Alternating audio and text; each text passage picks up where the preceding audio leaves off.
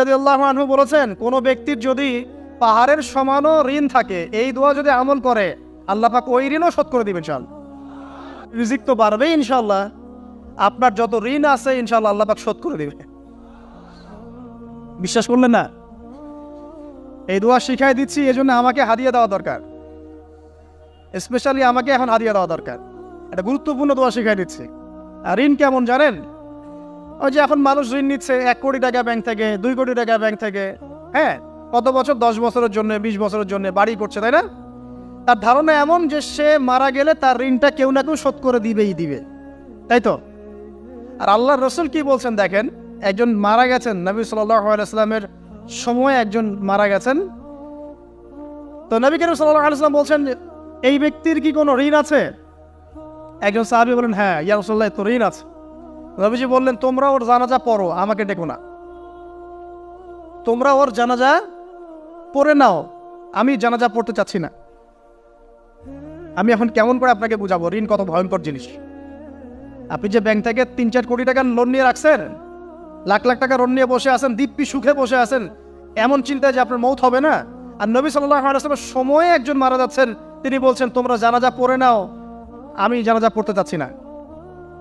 মানে ঋণগ্রস্ত ব্যক্তির জানাজাও তিনি পড়তেন না। তারপরে একজন এসে বললেন, ইয়া রাসূলুল্লাহ, আমি তার ঋণ শোধ করে দিব, তার যা ঋণ আছে আমি শোধ করে দিব। তখন নবী এসে জানাজা পড়লেন সাল্লাল্লাহু আলাইহি ওয়াসাল্লাম। তা আপনার এই কোটি কোটি টাকা ঋণ শোধ করার লোক তো রেডি আছে নাকি? আছে না? সমস্যা নেই, আপনার জানাজা পড়া হবে। কারণ হুজুরকে আপনি 5,000 টাকা দিবেন, হুজুর জানাজা পড়াই দিবে, কোনো সমস্যা নেই। তারপরে আপনার মিলাদও হবে, আপনার একটা বড়সড় দোয়াও হবে ইনশাআল্লাহ।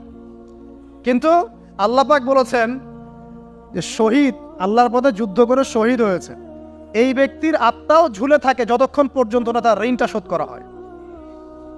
এবার বলেন আমি কি বুঝাবো আপনাকে? আর কিছু বলতে হবে? তো এখন সেই দোয়া শিখাচ্ছি আপনাদেরকে, যে দোয়া শিখলে আপনারা ঋণ থেকে বাঁচবেন ইনশাআল্লাহ। কত দিবেন বলেন? আচ্ছা, হ্যাঁ, এই তো, শুকরিয়া। দোয়া করবেন যেন আল্লাহ পাকের দিনটাকে আল্লাহর জমিনে প্রতিষ্ঠা করতে পারে। আমার সাথে বলেন, দোয়াটা হচ্ছে, আল্লাহুম্মা ইকফিনি বিহালালিকা আন হারামিকা ওয়া আগনিনি বিফদলিকা আম্মান সিওয়াকা। এই দোয়াটা ছোট না, এটা মুখস্থ করবেন, সেজদায় পড়বেন, নামাজের সেজদায় পড়বেন, আত্তাহিয়াতে দরুদ শেষ তারপরে পড়বেন, নামাজ শেষে হাত তুলে করবেন, যখন তখন শেষ রাত্রে করবেন। ইনশাআল্লাহ দেখবেন আপনার ঋণ বলতে কিছু থাকবে না ইনশাআল্লাহ। যদি থাকেও, বড় কোনো ঋণ থাকেও, আল্লাহ পাক অন্য কোনো মাধ্যমে এটা শোধ করার ব্যবস্থা করে দিবেন ইনশাআল্লাহ।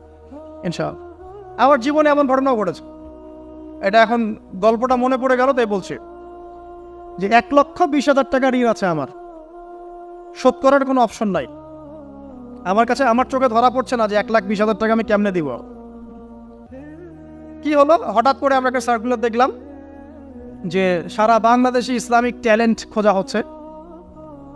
2000 এটা মনে হয় 17 কি 18 সালের কথা, হ্যাঁ 18 না, আচ্ছা 18। তো হ্যাঁ, আলোকিত কেন। তো এখন আমার ওয়াইফ বলছেন যে আপনি এটাতে অ্যাপ্লাই করেন। তো আমি অ্যাপ্লাই করবো, এটা তো আলেমুল আমাদের প্ল্যাটফর্ম, আমি এখানে জেনারেল থেকে আসা মানুষ কেমন করে কি। তো সে বলছেন আপনি পারবেন ইনশাআল্লাহ, আপনি পড়াশোনা করেন, ইনশাআল্লাহ পারবেন। তা আমি দেখছি আগে প্রাইস কি আছে, কষ্ট তো করবো, আগে দেখি পুরস্কারটা কি। তো পুরস্কারটা দেখছি যে একটা ওমরা করাবে। ওমরা করা তো যে কারোর জন্য একটা মানে স্বপ্নের ব্যাপার না। ওমরা করা তো সবাই আমরা খুব পছন্দ করি, আল্লাহ পাক আমাদেরকে বেশি বেশি ওমরা করার তৌফিক দেখ। আর লেখা আছে যে ফার্স্ট প্রাইজ 3 লাখ টাকা, second prize 2 lakh, third prize হচ্ছে 1 লাখ টাকা। তো সেটা আচ্ছা ঠিক আছে। তারপর টানা 4 কি 5 মাস দৈনিক 10 থেকে 12 ঘন্টা করে পড়েছি। টানা 4 থেকে 5 মাস দৈনিক 10 থেকে 12 ঘন্টা, নাওয়া খাওয়া সব ওখানেই। আর যতটা সহজ মনে করছেন আসলে কিন্তু প্রতিযোগিতা অত সহজ নয়। আসলে যে কোনো জায়গা থেকে প্রশ্ন আসতে পারে, আকিদা, সিরাত, ইতিহাস, এটা ওইটা অনেক টপিক, প্রায় 36টা বিভাগ আছে। তো আলহামদুলিল্লাহ কীভাবে জানি আস্তে আস্তে উঠতে পারলাম। গিয়ে দেখলাম যে হ্যাঁ, টিভি রাউন্ডে চলে গেছে। আমি তেমন কিছুই করি নাই, আমি শুধু পরিশ্রম করেছি, আল্লাহর কাছে বেশি থেকে বেশি দোয়া করেছি যে আল্লাহ আমার ঋণ আছে, ঋণ শোধ করতে হবে একটা। এবং আমি চাচ্ছি যে এই প্রোগ্রামের মধ্য দিয়ে দিনের একটা বড় সার্কেল পাওয়া যায়, দিনই প্ল্যাটফর্ম পাওয়া যায়। তো আলহামদুলিল্লাহ আল্লাহ পাকের ইচ্ছায় সেখানে একটা ভালো রেজাল্ট হলো এবং সেখানে ওমরাও করা হলো আলহামদুলিল্লাহ। এবং ক্যাশ তারা খুব তাড়াতাড়ি দিয়ে দিয়েছে। আমি পুরো ক্যাশটা আগে পেয়েই আগে ঋণটা শোধ। এখন এই সময় কিন্তু আমি দোয়াটা করেছি, আল্লাহুম্মা কফিনি বিহালালিকা আন হারামিক ওয়া আগনিনি বিফাদলিকা আম্মান সিওয়াক। দেখেন আমি কিন্তু জানতামও না এমন কোনো প্রতিযোগিতা হবে, আমি সেখানে পার্টিসিপেট করব, ওই ওসিলায় উমরা করব, ওই ওসিলায় আবার ঋণও শোধ হবে, আমার কিন্তু মাথায় ছিল না। এটাই হচ্ছে আল্লাহ পাকের সেই আয়াত যে ওয়া ইয়াত্তাকিল্লাহ ইয়াজআল লাহু মাখরাজা। আল্লাহ পাককে যে ভয় করবে আল্লাহ পাক তার জন্য রাস্তা খুলে দিবেন ইনশাআল্লাহ। ওয়া ইয়ারযুকুহু মিন হাইথু লা ইয়াহতাসিব, এবং এমন উৎস থেকে আল্লাহ পাক রিজিক দিবেন যেটা সে কল্পনাও করতে পারে না। এটা আল্লাহ পাক তাওয়াক্কুল রাখেন জাস্ট। ওই ইসমাঈল আলাইহিস সালামের মায়ের মতো হাজরা আলাইহিস সালাম ইব্রাহিম আলাইহিস সালামকে বলছেন আপনি আমাকে এখানে ছেড়ে যাচ্ছেন কি জন্য? ইব্রাহিম বলছেন আল্লাহর আদেশে।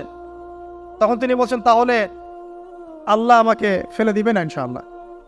সেই মায়ের গর্ভ থেকে ইসমাইলের মতো সন্তানের জন্ম হলো, যেই সন্তানকে বাবা বলছে যে আমি তোমাকে জবাই করছি, স্বপ্নে দেখেছি, ফানজুর মাদা তারা, তোমার রায় কি? সে বলছে ইয়া আবাতি ফাআল মা তুমার, আপনাকে যে আদেশ করা হয়েছে আপনি সেটাই করেন। সাতাজিদুনি ইনশাআল্লাহু মিনাস সাবিরিন, ইনশাআল্লাহ আপনি আমাকে ধৈর্যশীল পাবেন। দেখেন কোন মায়ের গর্ভ থেকে কোন সন্তান। তাকে কি বাবা মানুষ করেছিলেন? না, তাকে তার মা মানুষ করেছেন। তো ওই রকম তাওয়াক্কুলকারিনী হাজরা আলাইহিস সালামের মতো মা যদি ঘরে ঘরে থাকে, বোন আর স্ত্রী ঘরে ঘরে থাকে, তখন ইসমাইলি প্রজন্ম আসবে ইনশাআল্লাহ।